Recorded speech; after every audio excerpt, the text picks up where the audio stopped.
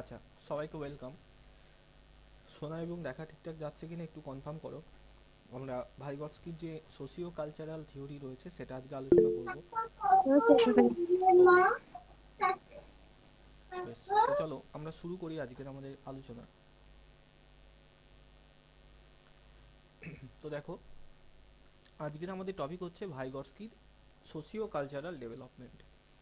আমরা এখানে দেখতে পারবো তার এই যে তত্ত্ব, এই টোটাল তত্ত্বটা কিসের উপর নির্ভর করে তৈরি, সেটা হচ্ছে নির্মাণবাদের উপর নির্ভর নির্ভর করে তৈরি। এই নির্মাণবাদ বা যেটাকে আমরা নির্মিতিবাদও বলে থাকি, একই জিনিস। ঠিক আছে, নির্মাণবাদ বা নির্মিতিবাদ, যেটাকে ইংরেজিতে কি বলা হয়, কনস্ট্রাকটিভিজম। এই কনস্ট্রাকটিভিজম থিওরির উপর ভিত্তি করে ভাইগটস্কির তত্ত্ব তৈরি হয়েছে, পিঁয়াজের তত্ত্বও তৈরি হয়েছে, মনে রাখবেন। ঠিক আছে, পিঁয়াজের যে তত্ত্ব সেটা প্রজ্ঞামূলক নির্মাণবাদের অন্তর্গত, প্রজ্ঞামূলক নির্মাণবাদ। ঠিক আছে, আর ভাইগটস্কির যে এই যে তত্ত্ব সেটা হচ্ছে সামাজিক নির্মাণবাদের অন্তর্গত, সামাজিক নির্মিতিবাদ বা নির্মাণবাদের অন্তর্গত হচ্ছে ভাইগটস্কির এই তত্ত্ব। এই ছোট ছোট জিনিসগুলো আমাদের মনে রাখতে হবে। তো এই নির্মাণবাদ বা নির্মিতিবাদ কি সেটা তো আমরা জানবই। তো দেখো, ভাইগটস্কির তত্ত্বের মধ্যে আমরা একটা জিনিস খুব জল করে দেখতে পাচ্ছি, একটা হচ্ছে সোশিও আর একটা হচ্ছে কালচারাল। সোশিও থেকে আমরা পাবো এখানে সোশ্যাল, আর কালচারাল থেকে পাবো আমরা কালচার। সোশ্যাল মানে কি? সোশ্যাল মানে হচ্ছে সমাজ, তাই তো। আর কালচার মানে সংস্কৃতি। তো ভাইগটস্কি তার যে থিওরিটা দিয়েছেন সেখানে তিনি সমাজ এবং সংস্কৃতির উপরে কিন্তু জোর দিয়েছেন। অর্থাৎ পিয়াজের তত্ত্ব বা ভাইগটস্কির তত্ত্ব উভয়ের যে সার বস্তু সেটা একটাই, যে একটা শিশুর কিভাবে ছোট থেকে বড় হওয়ার সাথে সাথে কিভাবে তার জ্ঞানের বিকাশ হয়, জ্ঞানীয় বিকাশ কিভাবে হয় সেটা। পিঁয়াজে বলছেন কি, পিঁয়াজে বলছেন প্রজ্ঞা নামে একটা জিনিস থাকে, প্রজ্ঞা যেটাকে প্রকৃষ্ট জ্ঞান বলা হয়, সঠিক জ্ঞান। সেই সঠিক জ্ঞান অর্জনের মাধ্যমে শিশুর জ্ঞানের বিকাশ হয়। সেই সঠিক জ্ঞান কোথা থেকে অর্জন করে না, পিয়াজে বলছেন বিভিন্ন ক্ষেত্র থেকে অর্জন করে থাকে। সমাজ থেকেও করতে পারে, বই পড়ে করতে পারে, বন্ধুদের সাথে করতে পারে, খেলাধুলার মাধ্যমে, টিভি দেখে, বিভিন্ন ক্ষেত্র থেকে তারা জ্ঞান অর্জন করে। পুরাতন যে জ্ঞান তাদের মধ্যে রয়েছে সেই পুরনো জ্ঞানের সাথে মিশিয়ে তারা নতুন জ্ঞান তৈরি করে। এটা হচ্ছে পেঁয়াজের তত্ত্ব। পেঁয়াজের তত্ত্ব যেদিন পড়াবো সেদিন ডিটেলসে বলবো আমি। আর ভাইগটস্কি তিনি কি বললেন, তিনি বললেন যে একটা শিশুর মধ্যে যখন ধারণা নির্মাণ হচ্ছে, যখন তার মধ্যে জ্ঞান নির্মাণ হচ্ছে, তো সেই জ্ঞান নির্মাণে বা ধারণা নির্মাণে সব থেকে বেশি যেটার ভূমিকা সেটা হচ্ছে সমাজের। তো সমাজ এবং ভাষা, এই দুটোর উপরে ভিত্তি করে এই তত্ত্বটা গড়ে উঠেছে। ঠিক আছে, কি কি কি পয়েন্ট মনে রাখবে, সমাজ এবং ভাষা। ভাইগটস্কি এই দুটোর উপরে সব থেকে বেশি কিন্তু জোর দিয়েছেন, একটা হচ্ছে সমাজ, দ্বিতীয়ত হচ্ছে ভাষা। দেখো, ভাইগটস্কি ছিলেন একজন রাশিয়ান শারীরতত্ত্ববিদ, একজন সামাজিক প্রজ্ঞাবাদী দার্শনিক ছিলেন তিনি। তার তত্ত্ব সামাজিক নির্মিতিবাদের তত্ত্ব নামে পরিচিত। আমরা সবাই জানি একজন শিশুর সঠিক বৃদ্ধি এবং বিকাশ হওয়ার জন্য সামাজিক এবং মানসিক উভয় ক্ষেত্রে বিকাশ খুব গুরুত্বপূর্ণ। ভাইগটস্কি সামাজিক বিকাশকে নিয়ে গবেষণা করে গেছেন। এবার আসি নির্মাণবাদ বা কনস্ট্রাকটিভিজম, যেটা বললাম। নির্মিতিবাদ বা নির্মাণবাদের মধ্যে দেখো, এই নির্মাণ কথাটি লুকিয়ে রয়েছে। কি নির্মাণ করা হবে, কোন জিনিসটাকে কনস্ট্রাক্ট করা হবে, সেটা হচ্ছে জ্ঞান নির্মাণ বা জ্ঞানকে তৈরি করা হবে। ঠিক আছে, জ্ঞান নির্মাণকে নির্মিতিবাদ বা নির্মাণবাদ বলা হচ্ছে।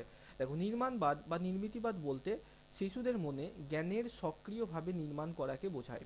সবসময় মনে রাখতে হবে, নির্মাণবাদে মনে করা হয় প্রতিটি শিশু, মনে রাখবে এই লাইন থেকে প্রশ্ন আসে, প্রতিটি শিশু সক্রিয়ভাবে জ্ঞান নির্মাণ করে, কখনো তারা নিষ্ক্রিয়ভাবে জ্ঞানকে গ্রহণ করে না। ঠিক আছে, কখনো তারা নিষ্ক্রিয়ভাবে জ্ঞানকে গ্রহণ করে না, তারা সক্রিয়ভাবে জ্ঞানকে নির্মাণ করে। এটা হচ্ছে নির্মাণবাদের বক্তব্য। অর্থাৎ ধরো, তোমাকে বলে দেওয়া হলো কি না, আহ, ধরো বলা হলো যে জল হয় ঠান্ডা আর আগুন, আগুন হয় গরম। এই যে জ্ঞানটা, এই জ্ঞান দুরকম ভাবে তোমার মধ্যে আসতে পারে। তোমার মা বা বাবা বলে দিলেন যে জল হলো ঠান্ডা, জলে হাত দিলে আমাদের ঠান্ডা লাগবে, আর আগুনে হাত দিলে আমাদের গরম লাগবে। তো সেটা শুনে তুমি মা বাবা বা যে ব্যক্তিরাই বললেন তোমাকে, তাদের কাছে শুনে তুমি সেই ধারণাটা তৈরি করলে যে জল হলো ঠান্ডা আর আগুন হলো গরম। এটা কিন্তু নির্মাণবাদের অন্তর্গত নয় এই জ্ঞান। নির্মাণবাদে কি হবে, যখন তুমি ডাইরেক্টলি নিজে থেকে সক্রিয়ভাবে জলে একবার হাত ডুবিয়ে দেখবে তোমার ঠান্ডা লাগবে, আগুনে একবার ছ্যাঁকা খেয়ে দেখবে তোমার গরম লেগেছে। তো সক্রিয়ভাবে যে জিনিসটা, যে জ্ঞানটা তুমি কারোর থেকে ডাইরেক্টলি গ্রহণ করছো না, তুমি নিজে থেকে সক্রিয়ভাবে সেই জ্ঞানটাকে নির্মাণ করছো, মেক করছো, তৈরি করছো, সেই জ্ঞানটাকে, সেই জ্ঞান গঠনের এই যে প্রক্রিয়া, সেটাকেই আমরা নির্মিতিবাদ বা নির্মাণবাদ বলবো। মনে রাখবে, নির্মিতিবাদ মতে শিশু সবসময় সক্রিয়ভাবে জ্ঞানকে নির্মাণ করে, নিষ্ক্রিয়ভাবে জ্ঞানকে অন্যজনের থেকে গ্রহণ করে না। ঠিক আছে। আর এই নির্মিতিবাদ দুই প্রকারের হয়, প্রথমেই যেটা বললাম, একটা হচ্ছে আমাদের যেমনটা দেখতে পাচ্ছ সামাজিক নির্মিতিবাদ, আর একটা হয় কি প্রজ্ঞামূলক নির্মিতিবাদ। সামাজিক নির্মিতিবাদের জনক হচ্ছেন আমাদের ভাইগর্স্কি, প্রজ্ঞামূলক নির্মিতিবাদের জনক হলেন জ্যাঁ পিয়াজে। এবার এই যে সামাজিক নির্মিতিবাদ কি, দেখো নির্মাণবাদের আরেকটি শাখা হলো সামাজিক নির্মাণবাদ। ভাইগর্স্কি সামাজিক নির্মাণবাদের একজন সমর্থক ছিলেন। সামাজিক নির্মাণবাদীদের বক্তব্য হলো শিশুরা সমাজ থেকে কথোপকথন, বড়দের সাথে মেলামেশা এবং দলের সাথে মেলামেশার মাধ্যমে জীবনের বহু কিছু অমূল্য জ্ঞান শিখে থাকে। অর্থাৎ শিশুদের জ্ঞান গঠনে সমাজের ভূমিকা কিন্তু খুব বড় আকারের রয়েছে। এইটা যারা মানেন এবং বিশ্বাস করেন তাদেরকেই সামাজিক নির্মিতিবাদী বলা হয়। ঠিক আছে। এবং তাদের ভাষার বিকাশের সর্বোচ্চ পর্যায়ে ঘটে থাকে। শিশুরা এই ক্ষেত্রেও সক্রিয়ভাবে জ্ঞান নির্মাণ করে, তবে সেই জ্ঞান নির্মাণের ক্ষেত্রে সমাজ তথা অন্যান্য ব্যক্তিবর্গের ভূমিকা থাকে অনেক বেশি। ঠিক আছে। এটা হচ্ছে সামাজিক নির্মিতিবাদ, যেখানে শিশুরা সক্রিয় সত্তা, শিশুরা সক্রিয়ভাবে জ্ঞান নির্মাণ করছে ঠিকই, কিন্তু সেখানে সব থেকে বেশি হেল্প করছে কারা? সমাজ। সমাজ সেখানে সব থেকে বেশি হেল্প করছে, সমাজ থেকে তারা জ্ঞান নির্মাণ করছে। দেখো কিছু ইম্পর্টেন্ট অ্যাসপেক্ট রয়েছে সোশিও কালচারাল ডেভেলপমেন্টের মধ্যে, যেমন কি কি, প্রথম হচ্ছে আমাদের সোশ্যাল ইন্টারাকশন, অর্থাৎ সমাজে মানুষের সাথে ইন্টারাক্ট করা, কথোপকথন করা, কমিউনিকেশন করা। অর্থাৎ একজন ব্যক্তি, এ নামক ব্যক্তি, সে যখন বি ব্যক্তির সাথে কথা বলবে, তার কথা শুনবে, যেটা আমরা আগের দিন পড়লাম না, যে দ্বিমুখী দ্বিমুখী যে প্রক্রিয়াটা হচ্ছে এখানে, দ্বিমুখী কথন বা দ্বিমুখী শ্রবণ বলতে পারো, যাই বলো। তো তার মাধ্যমে শিশুদের মধ্যে নতুন নতুন জ্ঞান তৈরি হচ্ছে। ঠিক আছে। ইন্টারাক্ট করার মাধ্যমে, একে অপরের সাথে কথা বলার মাধ্যমে শিশুরা নতুন নতুন জিনিস জানতে পারছে। দ্বিতীয়ত হচ্ছে সংস্কৃতি থেকে, সমাজের যে সমস্ত কাজগুলো আমরা করে থাকি সেগুলোকেই সংস্কৃতি বলা হয়। ঠিক আছে। সমাজ হচ্ছে কি না, কয়েকটা বাড়ি, কয়েকটা ঘর, কয়েকজন মানুষকে নিয়ে একটা সমাজ তৈরি হয়। আর সেই সমাজের মধ্যে যা যা রয়েছে, সেই সমাজের বিভিন্ন নিয়ম কানুন বলো, আচার অনুষ্ঠান বলো, সেগুলোকে আমরা সংস্কৃতি বলি। সেই সংস্কৃতি থেকে, সমাজের নিয়ম কানুন থেকেও শিশুরা শিক্ষা গ্রহণ করছে। আর তৃতীয়ত হচ্ছে খুব ইম্পর্টেন্ট, ল্যাঙ্গুয়েজ বা ভাষা। ভাষা অবশ্যই প্রয়োজনীয়। ঠিক আছে। তুমি যদি কোনো একটা অঞ্চলে যাও, যে অঞ্চলের ভাষা তুমি বুঝতে পারছো না, তাহলে কখনোই সেই অঞ্চলের মানুষজনের সাথে কথা বলে তুমি জ্ঞান তৈরি করতে পারবে না। তাই একটা শিশুর কোনো জিনিস সম্পর্কে ধারণা গঠন করতে গেলে, জ্ঞান গঠন করতে গেলে, আগে তাকে সেই অঞ্চলের মানুষজনের ভাষা বা ল্যাঙ্গুয়েজ সম্পর্কে সচেতন হতে হবে। দেখো ভাইগর্স্কি অনুমান করেছিলেন যে একটি শিশুর সাংস্কৃতিক বিকাশের প্রতিটি ক্ষেত্র দুইভাবে ডেভেলপ হয়। প্রথমে হয় তার সামাজিক স্তর এবং পরে ব্যক্তিগত স্তর। অর্থাৎ প্রথমে সামাজিকভাবে সামাজিক ডেভেলপমেন্টগুলো হয়, তারপরে তার পার্সোনাল ডেভেলপমেন্টগুলো হয়ে থাকে। এবার কিছু ইম্পর্টেন্ট টার্মস রয়েছে, খুব ইম্পর্টেন্ট এগুলো, তোমরা এর আগেও শুনে থাকবে। প্রথমত হচ্ছে জেডপিডি, যেটার পুরো কথা হচ্ছে জোন অফ প্রক্সিমাল ডেভেলপমেন্ট। ঠিক আছে। তারপরে হচ্ছে স্ক্যাফোল্ডিং, যার অর্থ হচ্ছে সাহায্য করা। আর একটা হচ্ছে এমকেও, মোর নলেজেবল আদার্স। জেডপিডি থেকে মনে রাখবে, এর ধারণা প্রথম দিয়েছিলেন ব্রুনার। ব্রুনার দিয়েছিলেন প্রথম জেডপিডির ধারণা, কিন্তু জেডপিডি নিয়ে টোটাল যে গবেষণা করেছিলেন বা জেডপিডি এই জিনিসটাকে নিয়ে তার থিওরি প্রকাশ করেছিলেন ভাইগর্স্কি। ঠিক আছে। যদি প্রশ্ন দেয় যে প্রথম কে বলেছিলেন জেডপিডির কথা, তাহলে কিন্তু আমরা ব্রুনার করব। আর এই জেডপিডি নিয়ে কাজ করেছিলেন ভাইগর্স্কি। আচ্ছা, তারপরে আসছি স্ক্যাফোল্ডিং আর মোর নলেজেবল আদার্স। দেখো স্ক্যাফোল্ডিং জিনিসটা কি। স্ক্যাফোল্ডিং জিনিস করা হচ্ছে কাউকে কোনো জিনিস বুঝতে হেল্প করা বা অ্যাসিস্ট করা। ঠিক আছে। কোনো কিছু করতে সাহায্য করছে যে কেউ যখন, সেটাকেই স্ক্যাফোল্ডিং বলা হচ্ছে। দেখো শিখন ও সমস্যা সমাধানের জন্য শিক্ষার্থীকে যে ধরনের সাহায্য প্রদান করা হয় সেই সাহায্যকেই স্ক্যাফোল্ডিং বলে। ধরো ইংরেজি ক্লাস নিচ্ছ তুমি, প্রিপোজিশন রয়েছে, সেই প্রিপোজিশন কোথায় বসবে বা কোথায় কোন আর্টিকেল বসবে, সেটা নিয়ে কোনো একজন স্টুডেন্ট পারছে না বা ভুল করছে বারবার, তো তখন তুমি কি করবে? তাকে স্ক্যাফোল্ড করবে, তাকে হেল্প করবে, সাহায্য করবে। অর্থাৎ এখানে শিক্ষক বা শিক্ষিকা সরাসরি সমাধান দেখিয়ে দেন না, বরং সমাধান করা যায় কিভাবে সেই উপায়টিকে দেখিয়ে দেন। ঠিক আছে। এটাই হচ্ছে স্ক্যাফোল্ডিং। দেখো, স্ক্যাফোল্ডিং শিশুর শিখনের সাথে ঘনিষ্ঠভাবে সম্পৃক্ত। ভাইগর্স্কির মতে শিশু শিখনের ক্ষেত্রে অগ্রণী ভূমিকা পালন করে, অর্থাৎ প্রথম ক্ষেত্র যে কোনো জিনিস শেখাতে শিশু, তাই না? অভিজ্ঞরা তাকে সহায়ক হিসাবে ভূমিকা পালন করে, অর্থাৎ কোনো জিনিস শিশু শিখছে, অভিজ্ঞরা তাকে সাহায্য করছে। মানে ধরো কোনো একটা বাচ্চা মেয়ে, সে ধরো ক্লাস 6-এ পড়ে, তো সে ধরো রান্না করা শিখছে। এবার রান্না করা শিখছে, পিছন থেকে তার মা দাঁড়িয়ে আছেন, তিনি তাকে বলে বলে দিচ্ছেন যে এইভাবে রান্না করতে হয়। হ্যাঁ, তো এখানে মা করছেন কি, মা ওই বাচ্চাটির স্ক্যাফোল্ডিং করছেন, মা ওই বাচ্চাটিকে স্ক্যাফোল্ড করছেন, মা হচ্ছেন এখানে স্ক্যাফোল্ডার। ঠিক আছে? দেখো, অভিজ্ঞরা তাকে সহায়ক হিসাবে ভূমিকা পালন করে। শিক্ষার্থী শিখনের ক্ষেত্রে শিক্ষক এই অস্থায়ী সমর্থন, এটা মনে রাখবে, স্ক্যাফোল্ডিং কিন্তু স্থায়ী নয়, অস্থায়ী সমর্থন হয়ে থাকে। যেটা আমি আগেও পড়ানোর সময় তোমাদের একটা উদাহরণ দিয়েছিলাম, যে আমরা যখন ছোটোবেলাতে সাইকেল চালানো শিখি, তখন দেখবে প্রথম যখন আমরা শিখি তখন কোনো একজন ব্যক্তিকে আমাদের পিছনে সাইকেলটা ধরে থাকতে হয়, না হলে পড়ে যাই আমরা, তাই তো? কিন্তু সেটা তো স্থায়ী নয়, সেটা অস্থায়ী। যতক্ষণ পর্যন্ত আমরা সাইকেল চালানো না শিখে থাকবো, ততক্ষণ অবধি ওই ব্যক্তি সাইকেলটা কিন্তু ধরে তোমাকে সাহায্য করছে। কিন্তু যেই মুহূর্তে তুমি সাইকেল চালানো শিখে গেছো কমপ্লিটলি, সেই মুহূর্তে কিন্তু ওই ব্যক্তি আর তোমাকে স্ক্যাফোল্ড করছে না। অর্থাৎ তুমি সাইকেল চালানো শিখে যাওয়ার পরে সেই যে লোকটি তোমাকে সাইকেলের পিছনটা ধরে থাকতো, সে কিন্তু আর সেটা করছে না। ঠিক আছে? তো স্ক্যাফোল্ডিং ততক্ষণই তুমি কোনো শিশুকে দেবে যতক্ষণ পর্যন্ত তার সেটা দরকার। যখন তার স্ক্যাফোল্ডিং, সে সেই কাজে দক্ষ হয়ে গেল, আর স্ক্যাফোল্ডিং দরকার নেই, তো সেই টাইমে আমরা আর তাকে কিন্তু কোনো রকমভাবে স্ক্যাফোল্ডিং করব না। তো এটা একটা অস্থায়ী প্রক্রিয়া, মনে রাখবে। বিভিন্ন হিন্টস দেওয়া, ক্লু দেওয়া, এই সমস্ত কিছুর মাধ্যমে কোনো সমস্যাকে সহজভাবে বুঝিয়ে দেওয়ার যে ক্ষমতা, সেটাকেই আমরা স্ক্যাফোল্ডিং বলছি। উদাহরণ ইত্যাদি দিতে পারে এখানে, যা শিক্ষার্থীর শিখন দক্ষতাকে মজবুত করতে সাহায্য করে। আর মনে রাখবে, যে ব্যক্তি স্ক্যাফোল্ড করছে তাদেরকে আমরা বলি কি, MKO। এর পুরো কথা কি আমরা সবাই জানি, মোর নলেজেবল আদার্স, মোর নলেজেবল আদার্স। ঠিক আছে? MKO। এরপরে আসি ZPD। ZPD সম্পর্কে, ZPD এখানে জোন মানে হচ্ছে, জোনের বাংলা কি, এলাকা। ঠিক আছে? জোনকে বাংলাতে এলাকা বলা হচ্ছে। তো জোন কি বলা হচ্ছে, জোন অফ প্রক্সিমাল ডেভেলপমেন্ট, বাংলাতে বলা হয় বিকাশের নৈকট্য সীমা। বিকাশের নৈকট্য সীমা যদি বাংলায় দেয়, যেন চিনতে পারো যে এটা কি বলা হচ্ছে, বিকাশের নৈকট্য সীমা। এর আরেকটা বাংলা নাম আছে, সেটা কি, সেটা হচ্ছে সন্নিহিত বিকাশের অঞ্চল।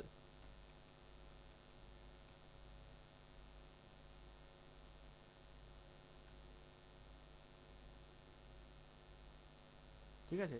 সন্নিহিত বিকাশের অঞ্চল বা বিকাশের নৈকট্য সীমা, এটা হচ্ছে বাংলা ZPD। অর্থাৎ এমন একটা জোন যেখানে কি হচ্ছে না, যেখানে কিছু কিছু কাজ, যে কাজগুলো কারোর সাহায্য নিয়ে শিশু খুব সহজে করতে পারছে, সেই কাজগুলোকে আমরা ZPD, সেই এরিয়াটাকে আমরা ZPD বলছি। দেখো, এইটা বুঝতে গেলে আমাদেরকে দুটো জিনিস আগে বুঝতে হবে। দেখো, প্রথম হচ্ছে লেভেল অফ অ্যাকচুয়াল ডেভেলপমেন্ট আর লেভেল অফ বিয়ন্ড ডেভেলপমেন্ট। এর মাঝখানে এই জায়গাটাতে থাকে কি আমাদের, এই জায়গাটাতে থাকে আমাদের ZPD।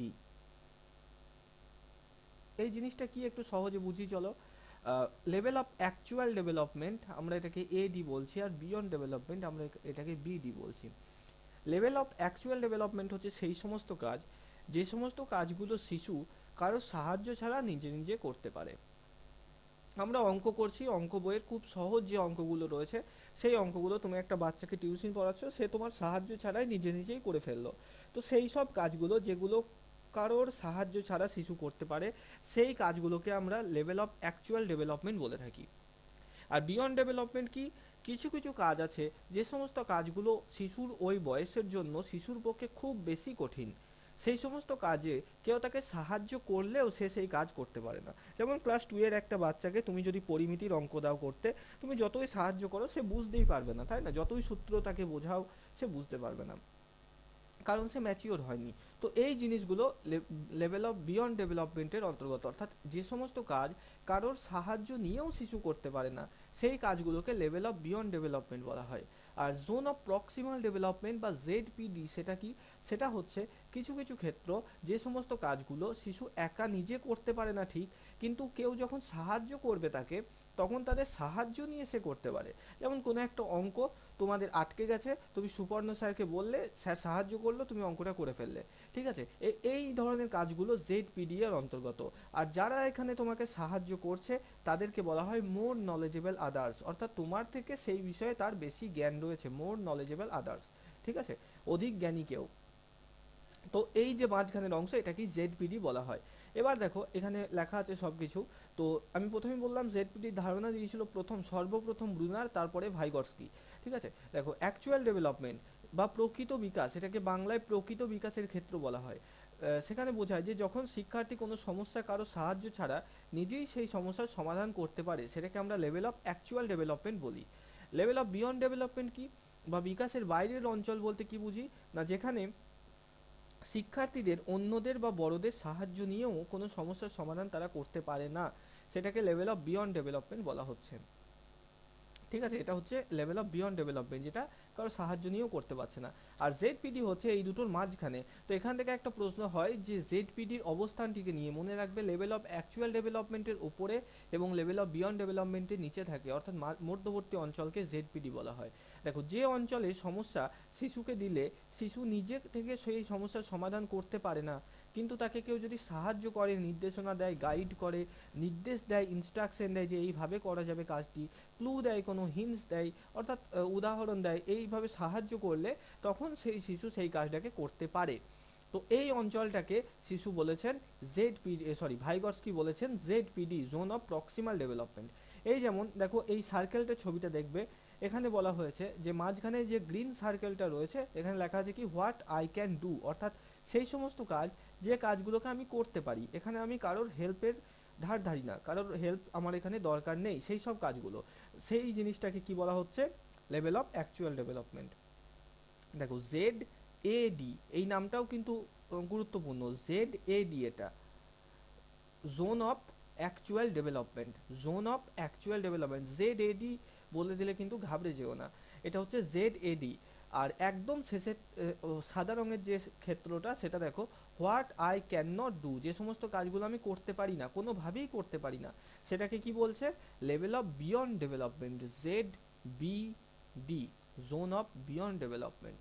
ঠিক আছে, আর মাঝখানের যে অংশ দেখো হলুদ অংশটা, what I can do with help, যে সমস্ত কাজগুলো আমি কারো সাহায্য নিয়ে করতে পারি, সেই সমস্ত কাজগুলোকে বলা হচ্ছে এখানে, সেই অঞ্চলটিকে বলা হচ্ছে ZPD, zone of proximal development, ZPD. দেখো what needs to be done to take the learner where he needs to be, যেখানে যেমন সাহায্যের প্রয়োজন তাকে সেরকমভাবে সাহায্য করলে সেই শিশু লার্নার সেই কাজগুলোকে করতে পারছে, এটা হলো জেডপিডি।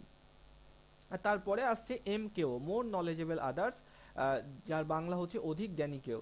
ঠিক আছে, দেখো ভাইগর্সকি শিখনের ক্ষেত্রে আরেকটি বিষয়ের উপর গুরুত্ব দিয়েছেন, সেটা হলো এম কেও বা অধিক জ্ঞানী কেহ। শিশুরা সামাজিক মিথস্ক্রিয়ার মাধ্যমে শেখে, যার মধ্যে সহযোগিতা এবং পারস্পরিক সংলাপ অন্তর্ভুক্ত। এই পারস্পরিক সহযোগিতা, সংলাপে বা সাহায্যে যারা ভূমিকা পালন করে তারাই ভাইগর্সকির মতে এমকেও। অর্থাৎ তুমি যখন কোনো একটা প্রবলেম ফেস করছো, তোমার যখন সাহায্য চায়, তোমাকে সেই কাজে যে ব্যক্তি সাহায্য করতে পারলো ঠিকঠাকভাবে, সেই হচ্ছে এমকেও। অর্থাৎ যে কোনো একটা বিষয় তোমার থেকে বেশি জানে এবং তুমি সেই কাজটি পারছো না, তখন সে তোমাকে সাহায্য করলো। ধরো তোমার সাইকেল খারাপ হয়ে গেছে, তো তুমি তখন নিজে নিজে কি সাইকেল সারাতে পারবে, কারণ আমাদের জানা থাকে না। তো তখন আমরা কোনো একজন সাইকেল সারানোর, সাইকেল রিপেয়ারের যে দোকান হয় সেখানে নিয়ে গেলাম, সেখানে একজন ধরো তোমার সাইকেলটা ঠিক করে দিল। তো সেই এখানে এম কেও হয়ে গেল, তাই না, মানে যে তোমার থেকে সেই বিষয়টা বেশি জানে। এখানে এম কেও কিন্তু যে কেউ হতে পারে, মনে রাখবে, এখানে বয়সের থেকে ছোট হতে পারে, কেউ বয়সে বড় হতে পারে, হ্যাঁ, ভাই বোন হতে পারে, টিচার হতে পারে, মা বাবা হতে পারে, যে কেউ হতে পারে এম কেও। ঠিক আছে, এবার দেখো মনে রাখতে হবে, এই যে স্ক্যাফোল্ডিং, যেটা প্রথমে বলেছি তোমাদের, স্ক্যাফোল্ডিং কোনো রকম স্থায়ী প্রক্রিয়া নয়, এটি একটি নির্দিষ্ট সময় পর্যন্ত চলে। নির্দিষ্ট কোনো কাজ প্রথমে নির্দিষ্ট সময় পর্যন্ত চলে, নির্দিষ্ট কোনো কাজে প্রথমে শিশুর সাহায্যের প্রয়োজন হয়, ঠিক ততক্ষণ সাহায্য প্রদান করা হয়। ওই কাজে শিশু যখন দক্ষ হয়ে যায়, তখন তাকে স্ক্যাফোল্ডিং প্রক্রিয়া তখন বন্ধ করে দেওয়া হয়। ঠিক আছে, তো স্ক্যাফোল্ডিং কিন্তু একটা অস্থায়ী প্রক্রিয়া, এটা মনে রাখতে হবে আমাদের। আচ্ছা, এতদূর পর্যন্ত তোমাদের মধ্যে কারোর কোনো সমস্যা আছে কিনা বলবে। এত দূর পর্যন্ত বোঝা গেছে যার যেটুকু বললাম? বলো, কারো কোনো সমস্যা থাকলে বলবে। সৌভিক, কোনো সমস্যা থাকলে বলবে, প্রত্যেকে বলবে। সিদ্দিক, সমৃদ্ধি, স্যার আপনি নাসরিন, কি জন্নতি। একটা এঁকে দেখালেন স্যার, স্ক্যাফোল্ডিংটা মাঝে কি একটা এঁকে দেখালেন স্যার, ওখানটা আমি একটু ডিটাচ হয়ে গেছিলাম, একটু বলবেন? স্ক্যাফোল্ডিং এর কোনটা বললে? একটা এঁকে দেখালেন আপনি স্যার, কি? স্ক্যাফোল্ডিং, এইটা? না স্যার, একটু উপরে। হ্যাঁ স্যার, এইখানটা একটু বিডি আর কি একটু লিখলেন। এইটা, আচ্ছা, এটা আরেকবার বলে দিচ্ছি আমি। এই যে এডি যেটা, সেটা কি আমরা জেড এডিও বলে থাকি, অর্থাৎ জোন অফ অ্যাকচুয়াল ডেভেলপমেন্ট। এখানে হচ্ছে সেই সমস্ত কাজগুলো যেগুলো কোনো শিশু কারোর সাহায্য ছাড়াই করতে পারছে, নিজে নিজেই করতে পারছে। খুব সহজ কোনো অঙ্ক, খুব সহজ কোনো কাজ, যেমন সকালে উঠে দাঁত ব্রাশ করা, সে শিখে গেছে, দাঁত ব্রাশ করতে পারছে, এই ধরনের কাজগুলো। তো তার জ্ঞানের এই ক্ষেত্রটাকে জেড এডি বলা হয়, জোন অফ অ্যাকচুয়াল ডেভেলপমেন্ট, প্রকৃত বিকাশের অঞ্চল। যে যে কাজগুলো শিশু নিজে কারো সাহায্য ছাড়া করতে পারছে। আর বিডি হচ্ছে এটাকে, এটার অন্য নাম Z BD, zone of beyond development, অর্থাৎ এমন কিছু কাজ যে কাজগুলো করার জন্য তার ডেভেলপমেন্ট এখনো হয়নি। ডেভেলপমেন্টের বিয়ন্ড মানে কি, বাইরে, ডেভেলপমেন্টের বাইরে, অর্থাৎ এমন কিছু কাজ যেগুলো শিশু নিজে করতে পারে না, কেউ তাকে সাহায্য করলে তবুও সে করতে পারে না। যেমন ক্লাস 2 এর একটা বাচ্চাকে তুমি পরিমিতি, ত্রিকোণমিতির অঙ্ক শেখানোর চেষ্টা করলেও, তুমি সাহায্য করলেও সে শিখতে পারবে না। তো এই ধরনের কাজগুলোকে জেড বলা হয়। আর এই দুটো মাঝের, এই দুটো স্তরের মাঝে রয়েছে কি, আমাদের জেড, অর্থাৎ এমন কিছু কাজ যেগুলো শিশু নিজে একা করতে পারে না, কিন্তু কেউ যদি সাহায্য করে তাহলে সে সেটাকে করতে পারে। এটাকে বলা হয় জেড। আর এই জেড তে যারা সাহায্য করে তাদের বলা হয় MKO, মোর নলেজেবল আদার্স। বোঝা গেল নাসরিন? হ্যাঁ স্যার, ঠিক আছে, বুঝতে পেরেছি, থ্যাংক ইউ। আচ্ছা, বেশ। বাকি কারো কোনো সমস্যা নেই আশা করি। বেশ, চলো এবার টুলস অ্যান্ড সিম্বলস এর দিকে যাই ভাইগটস্কির। দেখো, ভাইগটস্কি মূলত টুলস আর সিম্বলসের যে কথাটা বলেছিলেন সেটা ভাষা শেখার ক্ষেত্রে, ঠিক আছে? দেখো, কালচারের টুলস এবং সিম্বল, এখানে আমাদের আর কিচ্ছু না, শুধুমাত্র এই জিনিসগুলো একটু মুখস্থ রাখতে হবে, ঠিক আছে? যে কোনটা কোনটা টুলস আর কোনটা কোনটা সিম্বল। দেখো, কালচারাল টুলস আর সিম্বলিক টুলস, যেটাকে সিম্বলিক টুলসটাকে সবসময় সিম্বলিক টুলস না বলে অনেক সময় সিম্বলও বলা থাকে প্রশ্নের মধ্যে, ঠিক আছে? দেখো, টুলস মানে কি, আমরা জানি যন্ত্রপাতি, অর্থাৎ শিশুর সামাজিক বিকাশ ঘটাতে যে সমস্ত টুলসগুলো ব্যবহৃত হয়, যেমন প্রিন্টিং প্রেস। প্রিন্টিং প্রেস কোনগুলো হবে বলো তো? ইংরেজিতে আমরা পড়েছি, কোনগুলোকে আমরা প্রিন্টিং প্রেস বলবো? TLM চ্যাপ্টারে পড়েছি, মনে পড়ছে কারো? Sir books paper. একদমই তাই, বুকস, পেপার, নিউজ পেপার, যে কিছু, সেগুলোকে প্রিন্টেড TLM আমরা বলছিলাম না, সেগুলো। তো সেগুলো থেকে কি হচ্ছে না, শিশুর মধ্যে বিভিন্ন নতুন নতুন জ্ঞান সমাজ সম্পর্কে সেগুলো তৈরি হচ্ছে। অ্যাবাকাস, ইন্টারনেট, রুলার্স, কম্পিউটার্স, এই সমস্তগুলো থেকে তাদের মধ্যে বিভিন্ন সামাজিক ধারণা তৈরি হচ্ছে। তো এইগুলো হচ্ছে কালচারাল টুলসের অন্তর্গত, মনে রাখবে। হয়তো প্রশ্ন দেবে যে নিচের কোনটি কালচারাল টুলসের অন্তর্গত নয়, তখন তোমাকে সেগুলো ফাইন্ড করতে হবে। আর সিম্বলিক টুলস বা সিম্বল কোনগুলো, এগুলো সিম্বল মানে এখানে চিহ্ন, বিভিন্ন চিহ্ন, যেমন ধরো বিভিন্ন নাম্বার, এই যে 1 2 3 4, হ্যাঁ, 6 7, এই সমস্ত নাম্বারগুলো, যে সেগুলো তো অ্যাকচুয়ালি একটা করে সিম্বল। সেই সমস্ত নাম্বার, ব্রেল পদ্ধতি, জানো লুইস ব্রেল এটা আবিষ্কার করেছিল, দৃষ্টিহীন যে সমস্ত শিক্ষার্থী তাদের এই ব্রেল পদ্ধতিতে শিক্ষাদান করা হয়। একটা কাগজের মধ্যে যেমন এখানে অ লেখা থাকবে, সেরকম এটা ফুটি ফুটি ফুটি ফুটি এরকম ফুটকি থাকে, সেটাই হাত দিয়ে তারা বুঝতে পারে কি লেখা আছে। তো এই পদ্ধতিটাকে ব্রেল পদ্ধতি বলা হয়। ম্যাথামেটিক্যাল সিস্টেম, গাণিতিক যে সমস্ত চিহ্ন আছে, যোগ, গুণ, ভাগ, বিয়োগ, এই সমস্ত কিছু।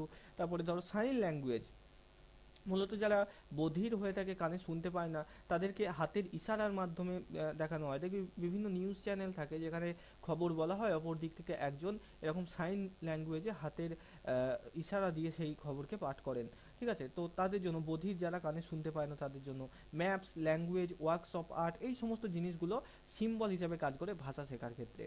আর এই সমস্ত জিনিসগুলো কালচারাল টুল হিসাবে কাজ করে ভাষা শেখার ক্ষেত্রে। তো কোনটা ভাষা শিক্ষার টুল আর কোনগুলো সিম্বল, সেইটা কিন্তু আমাদের একটু মুখস্থ রাখবে। আচ্ছা, এরপরে আসি দ্য রোল অফ ল্যাঙ্গুয়েজ। দেখো, ভাইগটস্কি এটি বিশ্বাস করতেন যে ভাষা সামাজিক মেলামেশার মাধ্যমে শিশুর মধ্যে বিকশিত হতে থাকে। তিনি কি বলেছেন, যে কোনো একটা শিশু, সে যত বেশি সমাজের অন্যান্য মানুষ বা অন্যান্য শিশুদের সাথে মেলামেশা করবে, তার মধ্যে লিঙ্গুইস্টিক ডেভেলপমেন্ট তত ভালো হবে, তার ভাষার বিকাশ তত ভালো হবে। তিনি বলেছিলেন language is one of the greatest tool two communicating with the world, অর্থাৎ ভাষা হচ্ছে সবথেকে বড় সেই যন্ত্র যার দ্বারা আমরা গোটা বিশ্বের সাথে কমিউনিকেট করতে পারি, কথোপকথন করতে পারি। ঠিক আছে, ভাইগটস্কি এর মতে 3 প্রকারের ভাষার কথা তিনি বলেছেন। কি কি? সোশ্যাল স্পিচ, প্রাইভেট স্পিচ আর সাইলেন্ট ইনার স্পিচ। খুব ইম্পর্টেন্ট, দেখো সোশ্যাল স্পিচ কোনগুলো? সোশ্যাল স্পিচ হচ্ছে সাধারণ কথাবার্তা যেগুলো আমরা সমাজে ব্যবহার করে থাকি, যেমন কেমন আছো, কি করছো, এরকম মানে নর্মাল যে সাধারণ কথাবার্তা, সেগুলোকে সোশ্যাল স্পিচের অন্তর্গত করা হয়। দেখো 2 বছর বয়সের পর থেকে শিশুদের মধ্যে এই বৈশিষ্ট্যটি দেখা যায়। সামাজিক কথাবার্তা, মনের ভাব আদান প্রদান, একে অন্যের সাথে কথাবার্তা ইত্যাদিকে ভাইগটস্কি সোশ্যাল স্পিচ বলেছেন। অর্থাৎ আমরা সমাজে নর্মালি মানুষ যে ধরনের কথাবার্তাগুলো বলে থাকে। তারপরে আসি প্রাইভেট স্পিচে, এই দুটো একটু ইম্পর্টেন্ট, প্রাইভেট স্পিচ আর সাইলেন্ট ইনার স্পিচ। দেখো প্রাইভেট স্পিচ কি? প্রাইভেট মানেই তুমি বুঝতে পারছো সেটা একদম নিজস্ব, তাই না, নিজস্ব।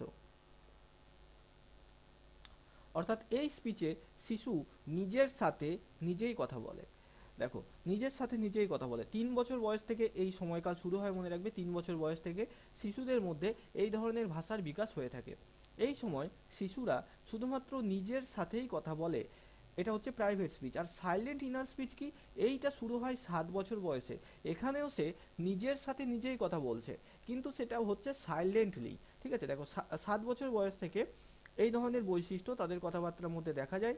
যে কোনো কাজ করার সময় বা খেলার সময় নিজের সাথে একা একা তারা কথা বলে। এই কথাটি শিশুরা খুবই নিম্ন স্বরে বলে থাকে, যা বাইরে থেকে কোনো ব্যক্তি শুনতে পায় না। সহজ ভাষায় বলতে গেলে শিশুরা এই সময় নিজের সাথে ফিস ফিস করে কথা বলে।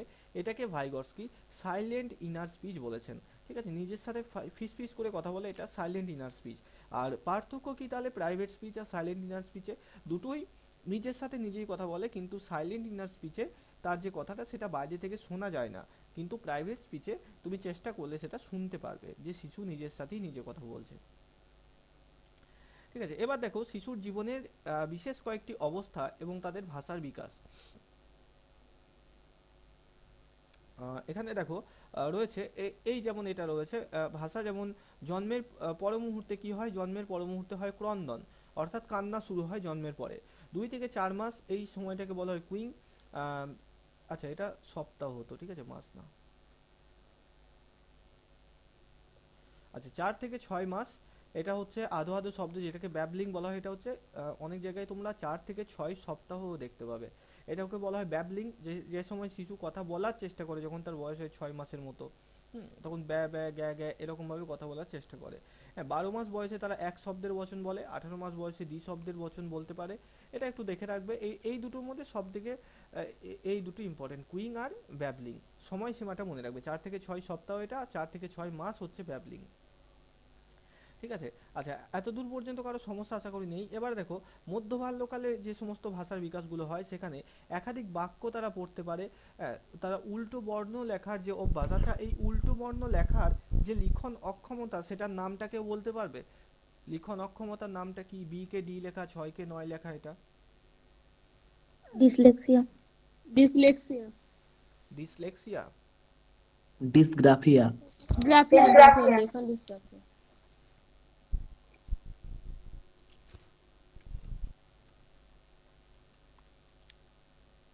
ঠিক। আর ডিসক্যালকুলিয়াটা কি? ম্যাথমেটিক্যাল অঙ্ক সমস্যা। Math solving disability. আর ডিসলেক্সিয়াটা যেটা বললে সেটা লেখা রিডিং অক্ষমতা। ডিসএবিলিটি। পড়া কে লেখা বললো? লেখা নয়, এটা হচ্ছে পঠন বা মৌখিক। পড়ার অক্ষমতা। হুম, ঠিক। আচ্ছা বেশ, তারপরে যাই। তো এই যে বি কে ডি লেখা, ডি কে বি লেখা, এই জিনিসগুলো হয় তার মধ্যে। তারপরে দেখো 4 বছর বয়সে 8 বছর বয়সে সে সাবলীলভাবে লিখতে এবং পড়তে পারে। যে শব্দের একাধিক অর্থ রয়েছে, মানে বিভিন্ন শব্দের সমার্থক শব্দ, বিপরীত শব্দ, এইসব ধারণাগুলো তাদের মধ্যে জন্মাচ্ছে 8 বছরে। 9 বছরে কোনো ঘটনা, কোনো বস্তুকে বর্ণনা করতে পারছে, সে তখন তোমাকে এসে বলতে পারবে যে জানো আজকে স্কুলে কি হয়েছে, দিয়ে সেটা যেটা ঘটেছে সেটা বর্ণনা করে তোমাকে বলতে পারবে। আর 10 বছর বয়সে কোনো পরিস্থিতির কার্যকারণ ব্যাখ্যা করতে পারে, কেন এই জিনিসটা ঘটলো সেই জিনিসগুলো। নথিদীর্ঘ রচনা লিখতে পারে, নিজেরা বানিয়ে প্যারাগ্রাফ রাইটিং করতে পারে। বিজ্ঞান ভিত্তিক রহস্যঘন গল্প পড়তে তারা পছন্দ করে। এগুলো খুব বেশি ইম্পর্টেন্ট আমাদের নেই কো। এতদূর ভাইগটস্কি ছিল, আমরা আজকে কোহলবাগটাও করব। ভাইগটস্কিতে তোমাদের কারো কোনো সমস্যা আছে কিনা বলো, যতটা পড়লাম এতটা। স্যার, স্যার হ্যাঁ বলো। স্ক্যাফোল্ডিং আর জেডপিডির মধ্যে একটু পার্থক্যটা বলুন তো।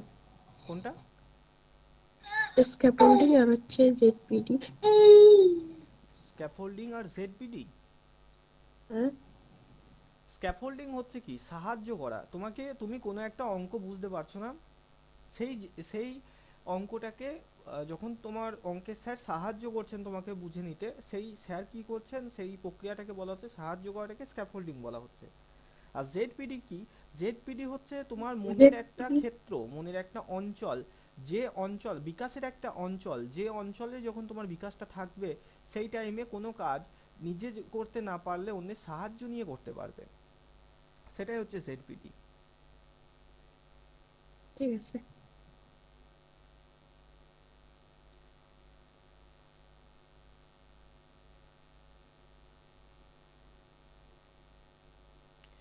বেশ, এবার আমরা কোহলবাগটা শুরু করছি, দাঁড়াও।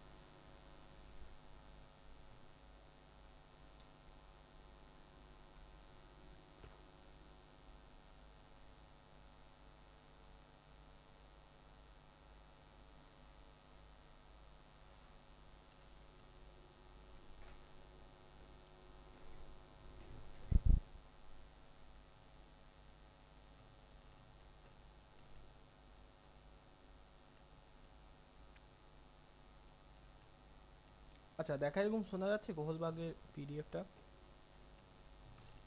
হ্যাঁ স্যার।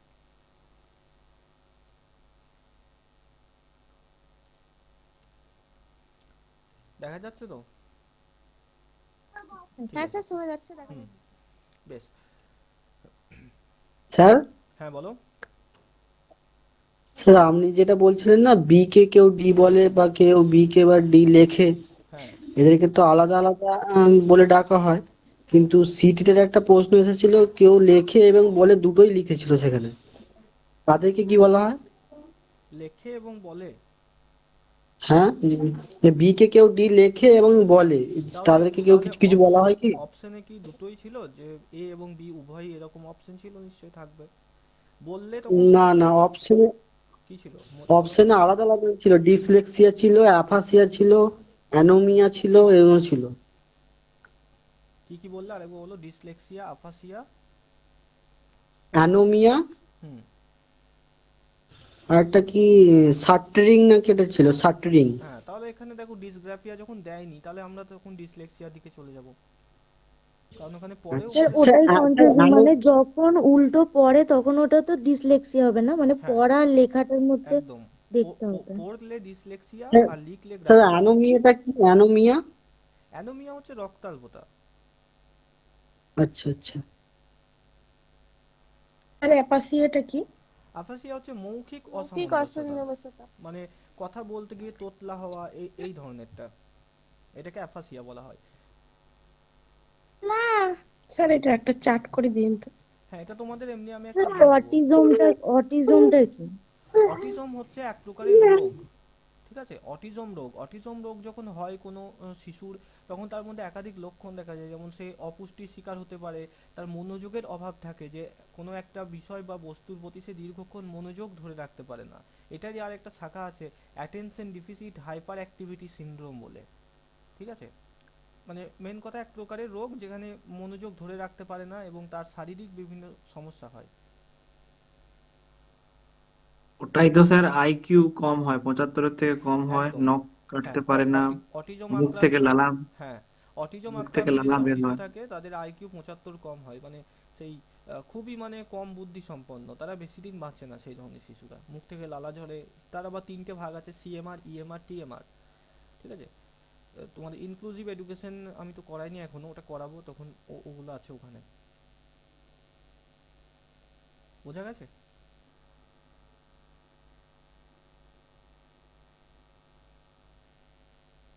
বুঝতে পেরেছো পিয়ালি? হ্যাঁ স্যার। ঠিক আছে।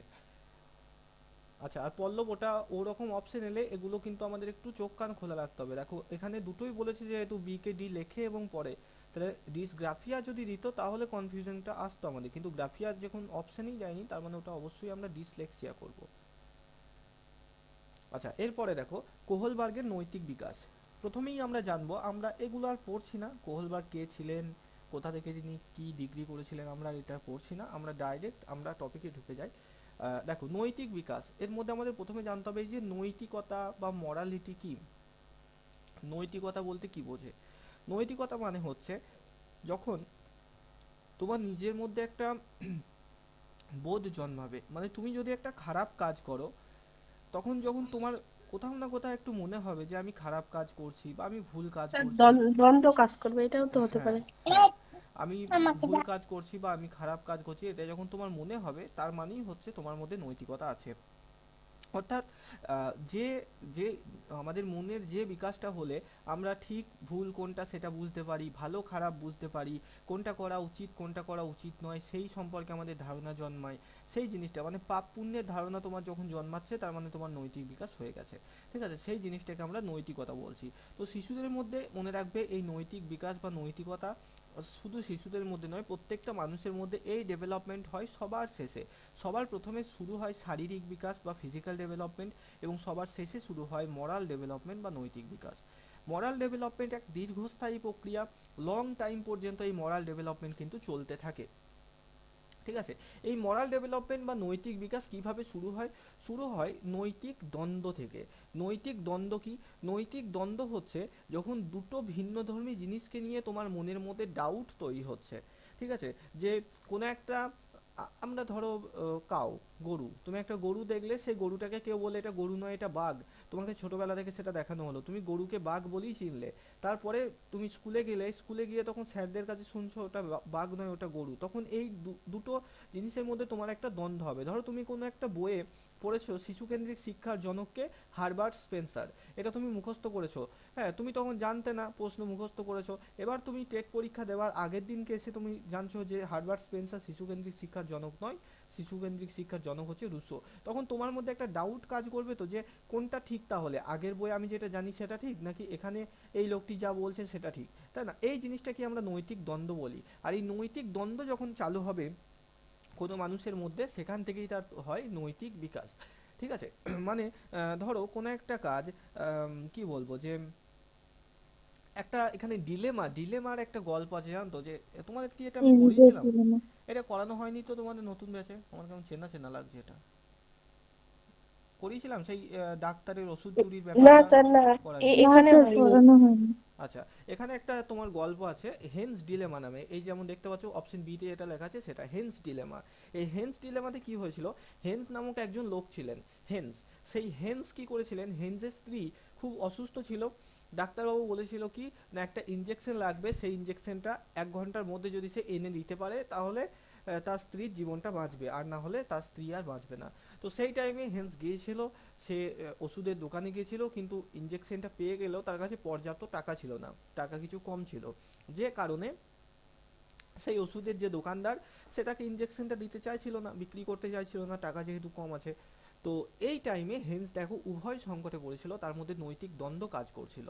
কি না, তার কাছে এখন দুটো উপায়, সে যদি টাকার অভাবে ইঞ্জেকশন নিয়ে না যায় তাহলে ওইদিকে তার স্ত্রী মারা যাবে, আর যদি একটাই উপায় আছে, হয় দোকানের যে দোকানদার রয়েছে, শপকিপার যে রয়েছে তাকে মারধর করে জোরপূর্বক ইঞ্জেকশনটা ছিনতাই করে নিয়ে গিয়ে ডাক্তারকে দেওয়া।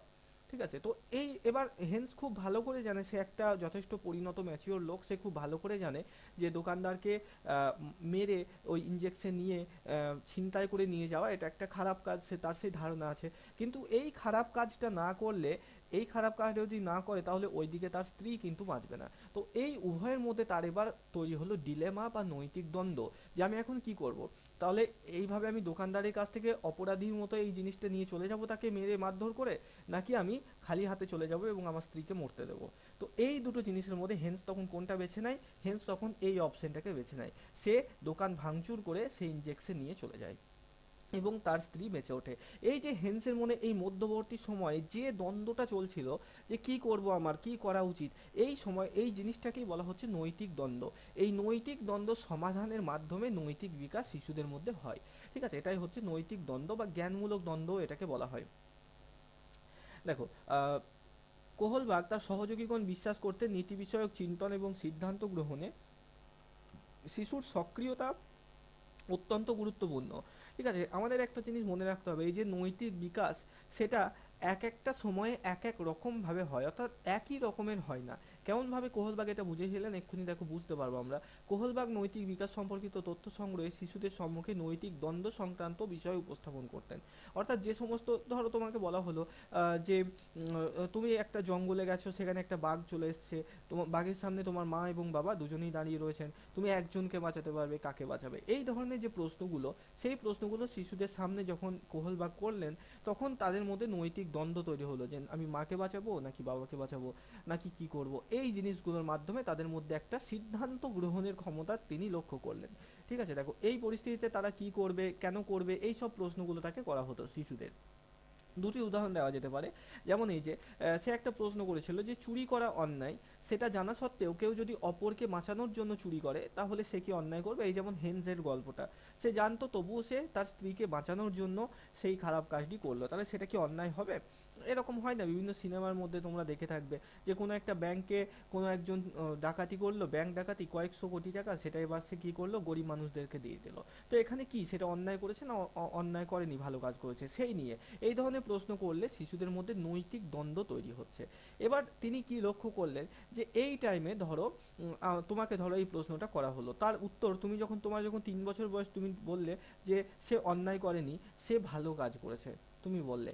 সেই তোমাকেই যখন আরো 10 বছর পরে, 13 বছর বয়স, তখন তোমাকে প্রশ্ন করা হলো, বা আরো 30 বছর পরে তোমার 33 বছর বয়স, তখন তোমাকে প্রশ্ন, এই একই প্রশ্ন করা হলো, তখন তুমি আবার বলছো যে না না, সেটা ভালো কাজের জন্য করলেও সে অন্যায় করে করেছে কাজটা, তাই সেটা অন্যায়, তার শাস্তি পাওয়া উচিত। ঠিক আছে, বা কোর্ট হয়তো তাকে শাস্তি দেবে। দেখো এই এই জিনিসটা কিন্তু তিনি লক্ষ্য করলেন, অর্থাৎ সেই বাচ্চা যে একরকম উত্তর দিয়েছিল, কয়েক বছর পর তার নৈতিক বিকাশের মধ্যে কিন্তু চেঞ্জ এসেছে, সে আবার অন্য উত্তর কিন্তু দিচ্ছে। এইখান থেকে তিনি কোহলবাগ বুঝতে পারলেন যে নৈতিক বিকাশ যেটা, সেটা পরিবর্তনশীল, সেটা একই রকম ভাবে সারা জীবন হয় না। অর্থাৎ আমাদের জ্ঞান ধারণা আস্তে আস্তে বাড়তে থাকে, আমরা সেই জ্ঞান ধারণার পরিপ্রেক্ষিতে আমরা কোনো জিনিসকে কিন্তু বিচার করতে থাকি। দেখো, দ্বিতীয় প্রশ্ন ছিল এরকম যে কোনো স্বামী তার স্ত্রীকে ভালো না বাসলেও স্ত্রীকে বাঁচানোর জন্য প্রয়োজন বোধে তিনি কি আইন ভাঙার মতো কোনো কাজ করবেন? এই ধরনের প্রশ্নগুলো নৈতিক দ্বন্দ্ব তৈরি করেছিল। দেখো, শিশুর যুক্তি বিচার বিশ্লেষণ করে কোহলবাগ নৈতিক বিকাশের যে তত্ত্ব, সেটাকে ব্যাখ্যা করেছেন।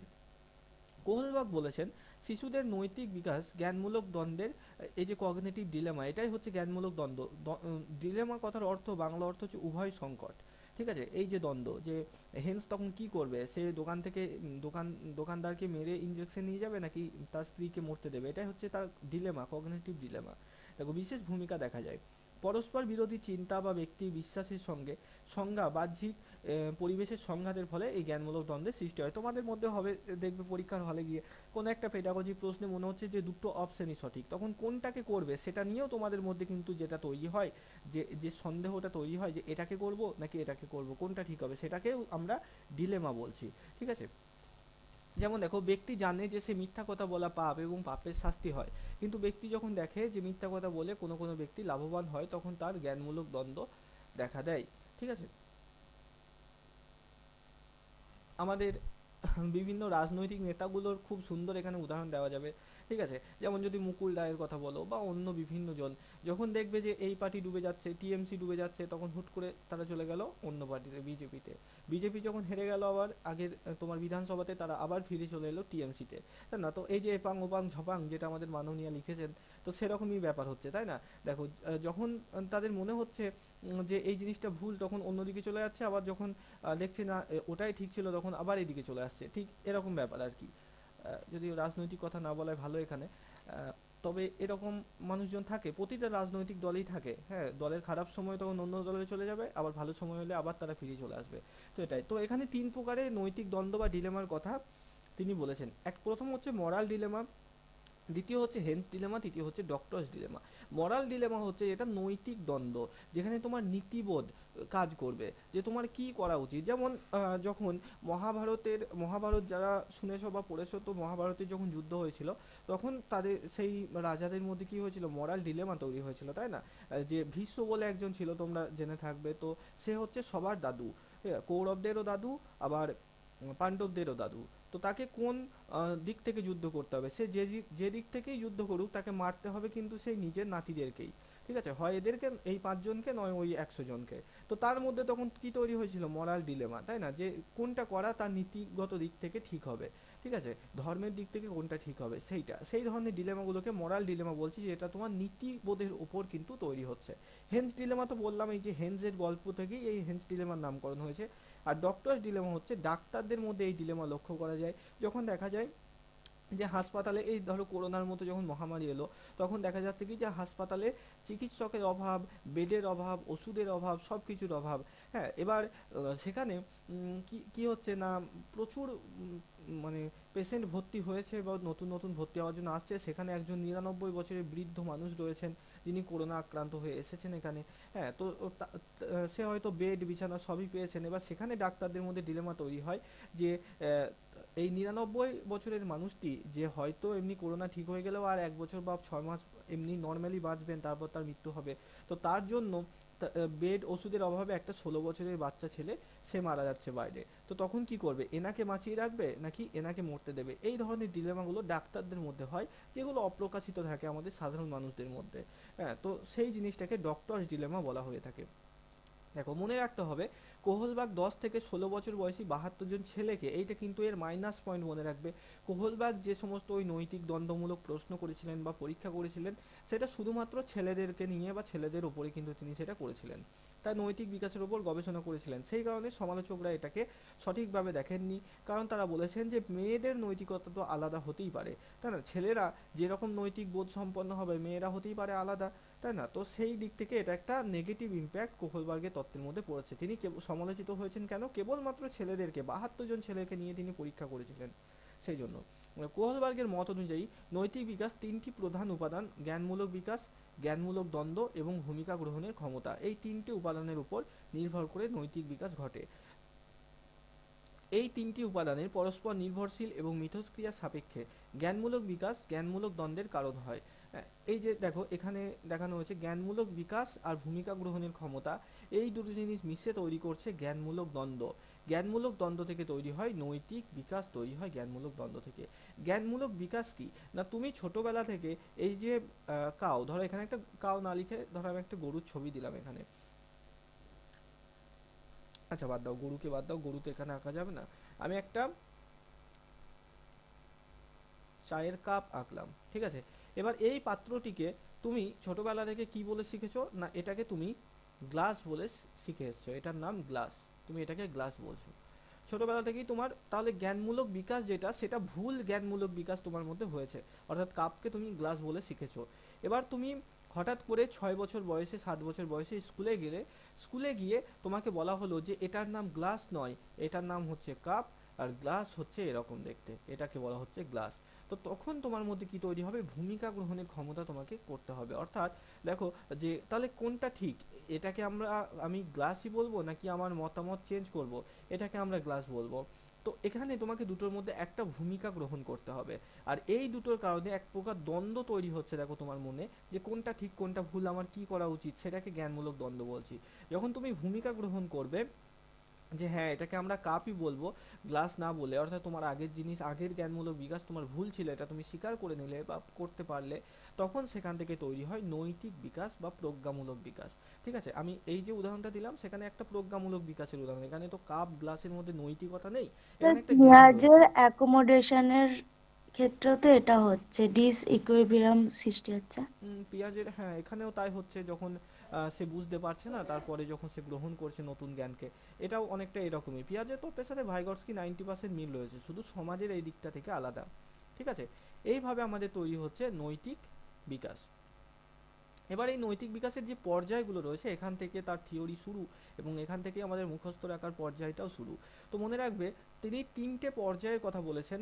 এই পর্যায়গুলোর আবার কিন্তু স্তর রয়েছে। দেখো, প্রথম হচ্ছে প্রি কনভেনশনাল স্টেজ বা প্রাক প্রথাগত পর্যায়, যেটাকে 4 থেকে 10 বছর বলা হয়। তারপরে আসছে কনভেনশনাল স্টেজ বা প্রথাগত পর্যায়, এর সময়সীমা হচ্ছে 10 থেকে 13 বছর। তারপর হচ্ছে পোস্ট কনভেনশনাল স্টেজ বা উত্তর প্রথাগত পর্যায়, এর সময়সীমা হচ্ছে 13 বছরের বেশি। তাহলে পর্যায়ের সংখ্যা কয়টি? 3টি। এর আবার প্রতিটা দুটো করে স্তর রয়েছে, তো স্তরের সংখ্যা কয়টি? 6টি। মনে রাখবে প্রাক প্রথাগত পর্যায়, প্রথাগত পর্যায়, উত্তর প্রথাগত। ইংরেজি নাম মনে রাখতে হবে, সময়সীমা মনে রাখতে হবে, কোন বছর থেকে কোন বছর। স্যার, হ্যাঁ বলো। ওটা তো 3 লেভেল 6 স্টেজেস। ইংরেজিতে বললে? হ্যাঁ, হ্যাঁ, ইংরেজিতে বললে এখানে আমরা পর্যায়কে লেভেল বলবো আর স্তরকে আমরা স্টেজ বলবো। ঠিক আছে। ঠিক আছে, 3টে লেভেল আর 6টা স্টেজ। আর বাংলায় বললে পর্যায় আর স্তর। ঠিক আছে, দেখো প্রথম যে পর্যায় আমাদের সেটা হচ্ছে প্রাক প্রথাগত পর্যায়। এখানে স্টেজ লেখা আছে, এটাকে লেভেলই করে নেবে তোমরা, এটাই ভালো। স্টেজ লেখা থাকলে দুটোতেই স্টেজ হয়ে যাবে, তখন গোলমাল হতে পারে। আচ্ছা, দেখো 4 বছর থেকে 10 বছর এই পর্যায়ে শিশুর নৈতিক আচরণ প্রধানত স্বার্থ দ্বারা নিয়ন্ত্রিত হয়, অর্থাৎ এই সময় তারা খুব বেশি স্বার্থপর থাকে। প্রত্যেকটা শিশু আত্মকেন্দ্রিক থাকে।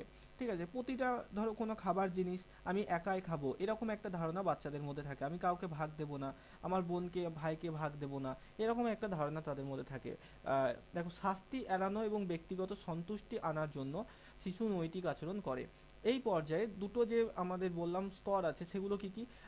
প্রথম হচ্ছে এই যে প্রথাগত, দাঁড়াও দাঁড়াও, হ্যাঁ কোথায় গেল? এই যে এখানে আছে প্রথম পর্যায়ে শাস্তি পুরস্কার দ্বারা নিয়ন্ত্রিত আর আত্মকেন্দ্রিকতা দ্বারা নিয়ন্ত্রিত, এই দুটো হচ্ছে প্রাক প্রথাগত পর্যায়ের অন্য দুটো স্তর। ঠিক আছে, আচ্ছা এইটা একটু আলোচনা করি, তারপরে ওখানে যাচ্ছি। দেখো, এটা হচ্ছে প্রাক প্রথাগত পর্যায়, যেখানে যার সময়সীমা 4 থেকে 10 বছর। এখানে কি হচ্ছে? প্রথমত তারা আত্মকেন্দ্রিক থাকছে, সবকিছুই আমার, সবকিছু আমি খাবো, সবকিছু খেলনা নিয়ে আমি খেলবো, এরকম একটা ধারণা বাচ্চাদের মধ্যে এই সময় থাকে। ঠিক আছে, আর তারা শাস্তি এড়ানোর জন্য কোনো কাজ করে, তারা সন্ধ্যেবেলায় পড়তে বসেছে, কোনো কিছু শেখার জন্য পড়তে বসেনি, পড়তে না বসলে মা বকবে সেই জন্য সে পড়তে বসেছে। ঠিক আছে, তো শাস্তি এড়ানোর জন্য তারা এই সময় বিভিন্ন কাজগুলো করে থাকে, যাতে শাস্তি না পায়, মা বাবা না বকেন সেই জন্য। এই পর্যায়ের জ্ঞানমূলক বিকাশ এমন পর্যায়ে পৌঁছায় না যার দ্বারা শিশু নৈতিক ভালো মন্দ বিচার করতে পারে। মনে রাখবে এখান থেকে প্রশ্ন হয়, নৈতিক বিকাশ, প্রপার যে নৈতিক বিকাশ সেটা শুরু হয় একদম এই পোস্ট কনভেনশনাল স্টেজের মধ্যে এসে। প্রি কনভেনশনাল এবং কনভেনশনাল স্টেজে কোনো রকম নৈতিক বিকাশ হয় না। এরপর দেখো, প্রথাগত পর্যায় বা কনভেনশনাল স্টেজ, 10 থেকে 13 বছর হচ্ছে সময়সীমা, এটা পর্যায় এগুলো। এই বয়সে বালক ব্যক্তি ও সমাজ উভয়ের নিকট থেকে সমর্থন প্রত্যাশা করে। এই সময় দলের সমর্থন তারা চাইবে। ঠিক আছে, দেখো তারা তারা শুধু সমাজের নিয়ম নীতি মেনে চলে তাই নয়, সমাজ নির্ধারিত আচরণের মানকে সক্রিয়ভাবে তারা সমর্থনও করে থাকে। তারপর হচ্ছে উত্তর প্রথাগত, 13 বছরের বেশি, এই বয়সে প্রকৃত নৈতিকতা দেখা যায়। এই জিনিসটা মনে রাখবে, যদি প্রশ্ন আসে যে নৈতিক বিকাশ শুরু হয় কোন পর্যায় থেকে, তখন মনে রাখবে উত্তর প্রথাগত পর্যায় বা পোস্ট কনভেনশনাল স্টেজ থেকে।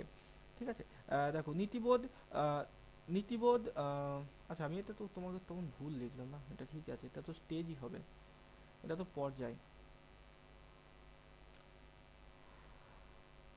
আচ্ছা দেখো, এখানে সিদ্ধান্ত গ্রহণে ব্যক্তি অন্যদের উপর নির্ভর করে না, অর্থাৎ এই টাইমে তার নৈতিক বিকাশ এতটা ডেভেলপ হয়ে গেছে যে সে কোনো একটা সিদ্ধান্তকে সে নিজেই গ্রহণ করতে পারছে, তাকে বাবা মা বা অন্যদের উপর নির্ভরশীল হতে থাকে না, তারা বিবেকের উপরে আস্থা রাখে, সিদ্ধান্ত গ্রহণের ক্ষমতা তাদের মধ্যে তৈরি হয়। এই যে নৈতিক বিকাশের মডেল, দেখো মনে রাখো কোহলবাগ নৈতিক বিকাশ, এখানে 3টি পর্যায় এবং প্রত্যেকটি পর্যায়ে 2টি করে উপস্তর, অর্থাৎ 3টি পর্যায়ে 6টি স্তরের কথা উল্লেখ করেছেন। কোহলবাগ তার নৈতিক বিকাশ তত্ত্বে মানব জীবনকে 3টি পর্যায়, সেই 3টি পর্যায়কে 6টি স্তরে ভাগ করেছেন। সেগুলো কি কি? এবার দেখি। প্রথম যে পর্যায় রয়েছে প্রাক প্রথাগত পর্যায়, সময়সীমা 4 থেকে 10, তার দুটো স্তর রয়েছে, একটা হচ্ছে শান্তি এবং পুরস্কার দ্বারা নিয়ন্ত্রিত। কি নিয়ন্ত্রিত হয়? শিশুর আচরণ নিয়ন্ত্রিত হয়, নিয়ন্ত্রিত আচরণ। ঠিক আছে, কি নিয়ন্ত্রিত হয়? আচরণ। আচ্ছা, আর দ্বিতীয় হচ্ছে আত্মকেন্দ্রিকতা। তো প্রথমে আত্মকেন্দ্রিকতাটা দেখি। দেখো, স্বার্থ রক্ষার জন্য শিশু নিয়ম মেনে চলে, কেন সে নির্দিষ্ট আচরণ করবে তা সে বিচার করে না, অর্থাৎ নীতি বিকাশ করে। এই পর্যায়ে দুটো স্তর দেখা যায়, আত্মকেন্দ্রিকতা দেখা যায়। কোহলবার্গ এখানে বদলের নীতির কথা বলেছেন। আত্মকেন্দ্রিকতা অর্থাৎ সব সময় তারা আত্মকেন্দ্রিক থাকে, এরকম থাকে যে পড়তে পড়তে কোনো একটা বাচ্চা কারোর খাতায় দাগ দিয়ে দিল, তখন সে বলবে তুমি আমার খাতায় দাগ দিয়েছো, আমিও তোমার খাতায় দাগ দেবো, এরকম ভাবে দাগ দিয়ে দিল। তো এই জিনিসটাকে বলা হচ্ছে বদলের নীতি বা বদলা নেওয়ার একটা মনোভাব এই পর্যায়ে প্রতিটা বাচ্চার মধ্যে থাকে। ঠিক আছে, কেউ বললো যে আমার একটা খেলনার গাড়ি আছে, তো সে বললো যে আমাকে খেলতে দেবে, তখন বললো হ্যাঁ আমি তোমাকে আমার খেলনার গাড়ি নিয়ে খেলতে দেবো, যদি তুমি তোমার সাইকেলটা আমাকে একবার চালাতে দাও। তো সেরকম এগুলো হচ্ছে অনেকটা মানে বদলা নেওয়ার মতো। তুমি আমাকে কিছু একটা দেবে তবে আমি আমার জিনিস নিয়ে তোমাকে খেলতে দেবো, এরকম একটা মনোভাব শিশুদের মধ্যে এই সময় আসে। ঠিক আছে, আর শাস্তি এবং পুরস্কার কি না, এখানে তারা কোনো কাজটা ভালো বা কোনো কাজ খারাপ সেটা তারা বুঝতে পারে না। তারা দেখে যে যে সমস্ত আচরণ করার ফলে তারা শাস্তি পাচ্ছে, মা বকছে, বাবা বকছে বা মারছে, হ্যাঁ শাস্তি পাচ্ছে, তার মানে তারা বুঝতে পারে যে সেই কাজটি করা উচিত নয় এবং সেই কাজ তারা আর করে না। আর যে সমস্ত কাজ করার ফলে তাদেরকে পুরস্কৃত করা হচ্ছে, কোনো গিফট দেওয়া হচ্ছে, প্রশংসা করা হচ্ছে, তার মানে তারা বুঝতে পারে যে সেই আচরণটাকে তারা আবারও করে, সে বুঝতে পারে যে সেই কাজটা ভালো। অর্থাৎ এই বয়সে কোন কাজটা খারাপ, কোন কাজটি ভালো সেই সম্পর্কে বোধ শিশুর মধ্যে জন্মায় না। শাস্তি পেলে তারা সেই কাজটিকে খারাপ মনে করে, শাস্তি না পেলে সেই কাজটিকে তারা ভালো মনে করে। এরপর আসি দ্বিতীয় পর্যায়ে, প্রথাগত পর্যায়ে, যার সময়সীমা হচ্ছে 10 বছর থেকে 13 বছর। এই পর্যায়ের অন্তর্গত দুটো স্তর হচ্ছে, প্রথম হচ্ছে অন্যদের অনুমোদন দ্বারা নিয়ন্ত্রিত, অর্থাৎ যখন সে কোনো কিছু, কোনো একটা ধরো জামা জামা পরেছে, নতুন জামা, তো সে বন্ধুদেরকে জিজ্ঞেস করবে বা বাড়িতে দিদি বোন ভাইকে জিজ্ঞেস করবে কেমন লাগছে আমাকে, তারা যদি বলে খারাপ লাগছে তাহলে সে জামা আর সে পরবে না। এরকম মানে অন্যদের মতামতকে তারা খুব বেশি গুরুত্ব দেয় এই টাইমে। আর আইন দ্বারা নিয়ন্ত্রিত, তারা আইন মেনে চলতে শেখে সমাজে।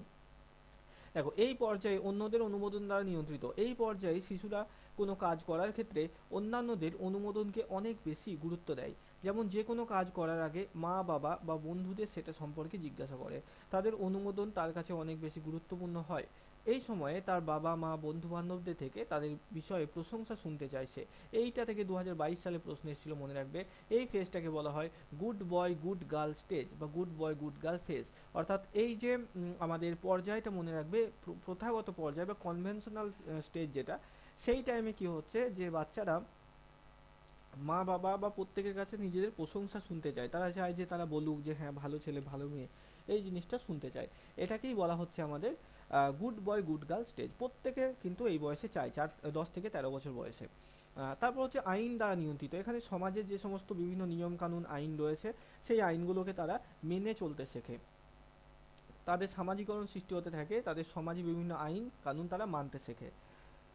তৃতীয় পর্যায়ে রয়েছে উত্তর প্রথাগত পর্যায়। উত্তর প্রথাগত পর্যায়ে 13 বছর থেকে তার পরবর্তী এই সময়ে মনে রাখবে প্রকৃত নৈতিকতা, এই যে লেখা আছে প্রকৃত নৈতিকতা এই স্তরে ঘটে। এর আবার দুটো উপস্তর রয়েছে, একটা হচ্ছে যুক্তি দ্বারা নিয়ন্ত্রিত, একটা হচ্ছে বিবেকের দ্বারা নিয়ন্ত্রিত। যুক্তি দ্বারা নিয়ন্ত্রিত কি না, নৈতিক বিকাশের এই স্তরে প্রধান বৈশিষ্ট্য হলো নীতি সংক্রান্ত কোনো সিদ্ধান্ত গ্রহণে ব্যক্তি যুক্তির আশ্রয় নেই। আইন তার আচরণকে নিপুণ করে, সে জানে আইন সমগ্র সমাজ দ্বারা স্বীকৃত, তাই আইনকে সামনে রেখেই তার নৈতিক আচরণ প্রকাশ পায়। এইটা যারা হয় তারা কি হয়, তারা সৎ মানুষ হয়। ঠিক আছে, মানে তারা আইনকে মেনে চলে, আইন মানতে শেখে, তারা যে কোনো কাজ যখন করছে তার পিছনে নির্দিষ্ট কোনো যুক্তি থাকে। আর বিবেক দ্বারা নিয়ন্ত্রিত কি না, তার মনে যেটা ঠিক মনে হয় সেটা কি সে করে। মানে ধরো একজন ব্যক্তি সে পারলেই একটা ব্যাংকে ডাকাতি করে সেই কয়েকশো কোটি টাকা সে গরিব মানুষদের মধ্যে বিলিয়ে দিতে পারতো, কিন্তু সে তার বিবেকটা, তার যে আচরণ সেটা বিবেক দ্বারা নিয়ন্ত্রিত নয়, তার আচরণ যুক্তি দ্বারা নিয়ন্ত্রিত। ঠিক আছে, তো সে বুঝতে পারবে যে না এটা তো বেআইনি কাজ, আমি যদিও ভালোর জন্য করি কিন্তু কাজটা তো আসলে বেআইনি, কারণ ওই ব্যাংকে যে সমস্ত মানুষরা টাকা জমা রেখেছে তারা তো কোনো দোষ করেনি। তো সেই দিক থেকে বেআইনি বা খারাপ কাজ, সেই কারণে ওই যুক্তি দিয়ে সে সেই কাজ কিন্তু করবে না। কিন্তু কোনো একজন ব্যক্তি যার আচরণ বিবেক দ্বারা নিয়ন্ত্রিত হবে, সে কিন্তু ওই কাজটাকে বলবে না এটা ভালো কাজ এবং সে সেই কাজ করবে, ব্যাংকে ডাকাতি করে সেই টাকা গরিবদের মধ্যে বিলিয়ে দেবে। এরকম বিবেক দ্বারা নিয়ন্ত্রিত, এখানে আচরণ অবশ্যই বিবেকের দ্বারা নিয়ন্ত্রিত হবে। দেখো এই স্তরে নৈতিক আচরণের ক্ষেত্রে ব্যক্তির বিবেক খুব সক্রিয় থাকে। কোনো আইন বা সামাজিক চুক্তি দ্বারা নয়, ব্যক্তির আচরণ নিয়ন্ত্রিত হয় তার বিবেক দ্বারা। কোনো সমাজের আইন কানুন কোনো কিছু ধার ধারে না তারা। সকলের কল্যাণ হয় এমন আচরণ সে করবে। নিজের আচরণে তার প্রকাশ ঘটায়, একেই সর্বজনীন নীতি বলা হয়। সর্বজনীন নীতি কি তাহলে? সবার জন্য ভালো করে যে তাকে সে করার যে নীতি, সেটাকে সর্বজনীন নীতি বলা হচ্ছে। কোহলবার্গের মতে অনেকেই এই স্তরে পৌঁছতে পারে না, কারণ এর জন্য প্রয়োজন উচ্চ স্তরের বিমূর্ত চিন্তন ক্ষমতা। এই টাইপ এ আর টাইপ বি, এই জায়গাটা একটু মনে রাখবে যে এই যে নৈতিক বিকাশের পরিপ্রেক্ষিতে কোহলবার্গ প্রতিটা ব্যক্তিকে দুটি ভাগে ভাগ করেছেন। কি কি? একটা হচ্ছে টাইপ বি আর একটা হচ্ছে টাইপ এ। এ টাইপ ব্যক্তিদের নৈতিকতা নিয়ন্ত্রিত হয় কর্তৃত্ব এবং নিয়মের দ্বারা, এবং বি টাইপ ব্যক্তিদের নৈতিকতা তাদের আদর্শ এবং বিবেকের দ্বারা নিয়ন্ত্রিত হবে। ঠিক আছে, এ টাইপের হবে কর্তৃত্ব দ্বারা, আর বি টাইপের ব্যক্তিদের আচরণ নিয়ন্ত্রিত হয় তাদের বিবেক এবং আদর্শের দ্বারা। এ টাইপের ব্যক্তিরা নীতিবোধের উপর আবেগের ভূমিকা তাদের বেশি থাকে, আর বি টাইপের ব্যক্তিদের নীতিবোধের উপর তাদের জ্ঞান বা প্রজ্ঞার ভূমিকা কিন্তু বেশি থাকে। ঠিক আছে, এই জায়গাটা মনে রাখবে। টাইপ এ, এই টাইপের যে ব্যক্তি, তাদের কর্তৃত্ব এবং নিয়ম, ব্যক্তিত্বে আবেগের ভূমিকা বেশি থাকে। আর বি টাইপের যে ব্যক্তিরা থাকে তাদের বিবেকে জ্ঞান বা প্রজ্ঞার ভূমিকা কিন্তু বেশি থাকে। আচ্ছা, এতদূর পর্যন্ত বোঝা গেছে কিনা বলো? এরপরে প্রশ্নগুলো আলোচনা করব। কারো কোনো সমস্যা থাকলে বলবে।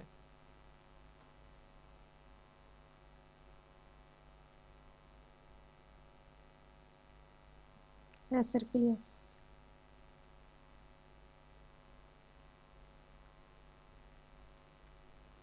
আচ্ছা, ঠিক আছে, চলো বলো, প্রথমটার উত্তর বলো।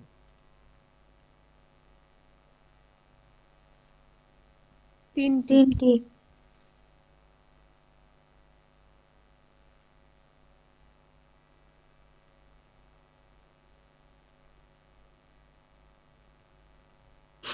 দশ থেকে 13। একদমই তাই। প্রথাগত পর্যায় হচ্ছে 10 থেকে 13।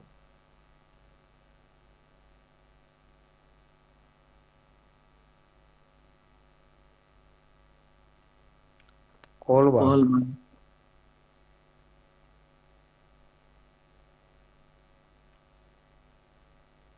কোহলবার্গ ও পিয়াজে। একদম তাই, এটাই আমি জানতে চাইছিলাম। কোহলবার্গ ও পিয়াজে। পিয়াজে প্রথমে মানুষের নৈতিকতা নিয়ে গবেষণা করেছিলেন জীবনের সর্বপ্রথম সময়ে। ঠিক আছে, তো এটা কোহলবার্গ ও পিয়াজে হবে 4 ও 5, অপশন সি। তারপর একটা বলো, 4 নম্বর। সবগুলি ঠিক। সবগুলি। সবগুলোই। একদমই তাই। 5এরটা বলো।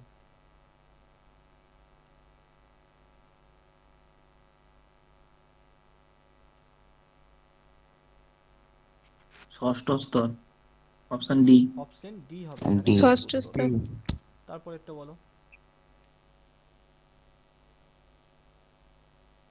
নীতিকথা। এক তিন। এক এক এক এটা দুই। ঠিক আছে। এক তারপর এক দুই। বি, তার এক- ব্যক্তিত্ব, এক আর নীতিবোধ, দুই। বিবেকের আদর্শ থাকে। বলো কোনটা কোনটা হবে? এক, এক আর দুই, এক আর অপশন দুই। এ। এক একদমই তাই, দুই। একদমই তাই। অপশন 3 তো ভুল। 3 ভুল হলে এটাও ভুল হবে, এটাও ভুল হবে। আর বি টাইপ আবেগের দ্বারা, এটাও ভুল। 7এরটা বলো।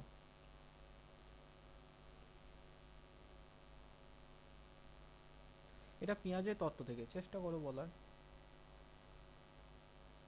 মূর্ত সক্রিয়। বি। মূর্ত।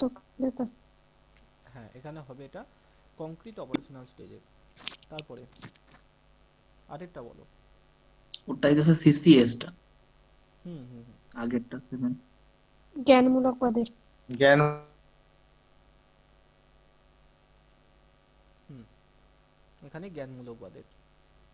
হুম, 9এরটা বলো। হুম। নীতি নয়। বিপরীতমুখী। বিপরীতমুখী। বিপরীতমুখী, একদমই তাই। বিকাশ ওকে, সবসময় বিপরীতমুখী। ঊর্ধ্বমুখী হয়। 10এরটা বলো। দেখি পুরনো পড়া কার কার মনে আছে। তো option মাথা বলো। থেকে পায়ের মাথা থেকে দিকে। পা। Option B. বি। বাহ, কেন্দ্র থেকে কি পরিধি। সুন্দর বি ভুল স্যার। করেছিলে গো। সি হবে সি। বি এরটা স্যার। না, কেন্দ্র বি থেকে হবে পরিধি। মাথা থেকে পা, তাহলে সেফালোকোডাল কি? সিটি হবে স্যার, সি সি না, এটা স্যার কেন্দ্র সি কেন্দ্র হবে, থেকে কেন্দ্র পরিধি। থেকে সি পরিধি। হবে সি, তা এর দেখে দিকে নাও। কেন্দ্র দিকে পরিধির দিকে। একদম তাই। তো পুরনো পড়া না পড়লে এরকম সহজ জিনিসেও কিন্তু ভুল হবে। হুম হুম রিভিশন কিন্তু করছো না যাদের ভুল হচ্ছে। ঠিক আছে, চলো তাহলে আজকে এত দূর থাক। এই প্রশ্নটা ভুল হয়ে গেল অনেকের। বেশ ঠিক আছে, চলো আজকে শেষ করছি এখানে। রিভিশনটা করতে থাকো প্রত্যেকে। ওকে চলো শেষ করছি এখানে। গুড নাইট সবাইকে। ঠিক ওকে আছে স্যার, গুড নাইট। হ্যাঁ।